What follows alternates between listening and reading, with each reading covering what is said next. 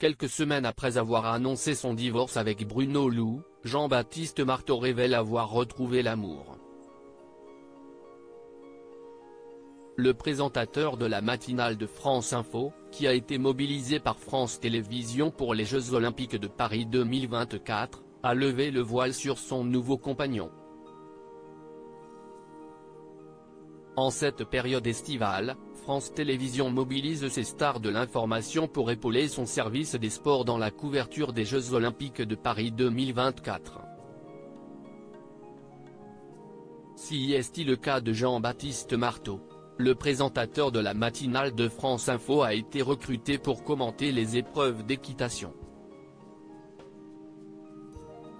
Et ce n'est pas tout puisque le groupe audiovisuel public, que Thomas Soto a décidé de quitter pour remplacer Yves Calvi sur RTL, l'a choisi pour assurer les transitions entre la retransmission des disciplines olympiques. Après sa couverture des Jeux de Paris dont la cérémonie de clôture réservera son lot de surprises le dimanche 11 août, Jean-Baptiste Marteau s'adjugera un repos bien mérité. Dès le samedi 10 août, il s'envolera pour l'île de Ré. Lors d'un entretien accordé au magazine Closer, celui qui a divorcé de Bruno Loup après 12 ans de vie commune a révélé avoir retrouvé l'amour. Nos premières vacances ensemble.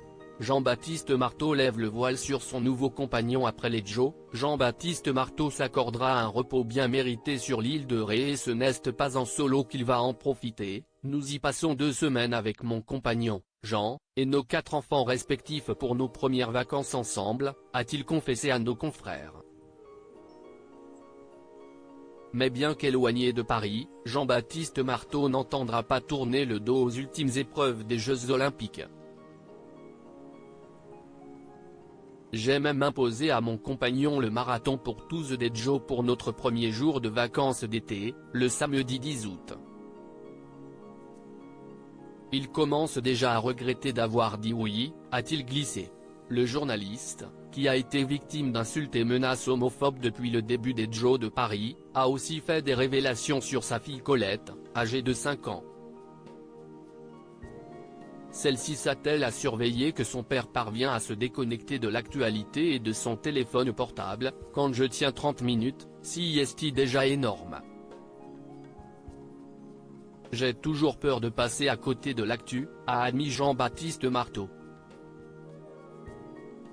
La déformation du métier, sans doute. En revanche, quand je suis avec ma fille, je laisse tous les écrans de côté pour me consacrer à elle, mais aussi pour lui montrer le bon exemple.